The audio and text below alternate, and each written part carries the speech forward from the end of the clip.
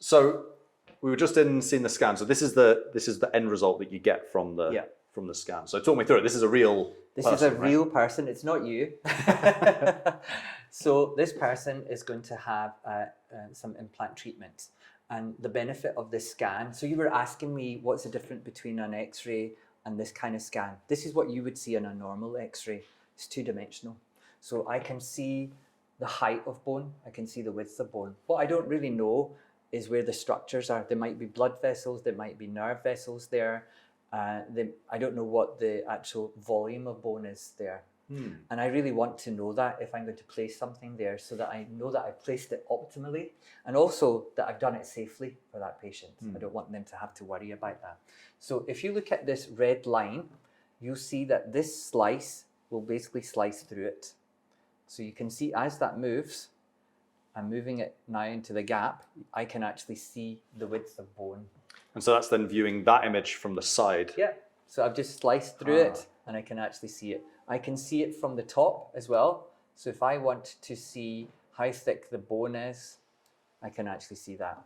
So this now gives me a good idea. I can take measurements of this, and this is really, really accurate. This is much more accurate than an actual X-ray because it's a one-to-one image. So I can take a ruler and it'll be exactly what I will find.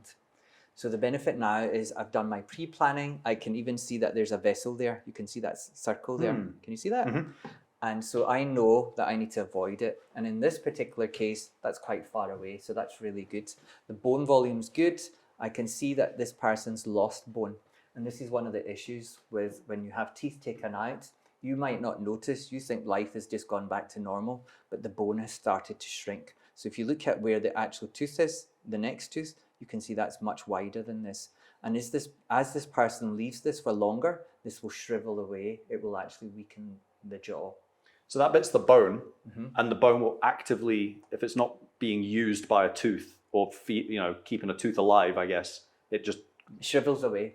And the reason why it does it is because your body is designed to be efficient. So if you don't need something, it won't stay. It will just shrivel away. So if the blood supply is cut to that, you won't have as much volume. And that's exactly what's happening here. So if you look at people who've lost all their teeth and you see they take their dentures out and their jaw just sinks in, that's the reason why it's happened. So that's not been, because my assumption would be that it's been removed by the dentist in the process. No. But actually it gradually deteriorates and gets worse. It's something called atrophy, and basically it's a bit like an appendage. It's like a hand just shriveling away because there was a poor blood supply to it, and this is exactly what happens here. And then the issue is that if people leave it for too long, then you have to rebuild all this. Sometimes, if we could just get people at the right time when there's a problem and they address that issue at the right time, it's a much simpler treatment as well. It's much quicker results as well. So once you've done the X-ray, you've now got that, what's the next process? So the next step for us is that we take a 3D tooth scan. So for most implant surgeons, they would now just use this to take some measurements, and they would go ahead and place the implant by eyeballing it. But we don't do that. We do this laser guided because it's a much, much better way of doing it. So it's no different than, say, in the olden days, you used to have pilots, and the pilots used to fly those aircraft. They would be looking to see where they're going to land. You wouldn't expect that from a Boeing 747. You'd be worried if the pilot did that. You want them to use their instruments because it's so much more precise. And that's exactly what we're doing. So this will be the gold standard in the future, in the next 10 years, but we've already adopted it.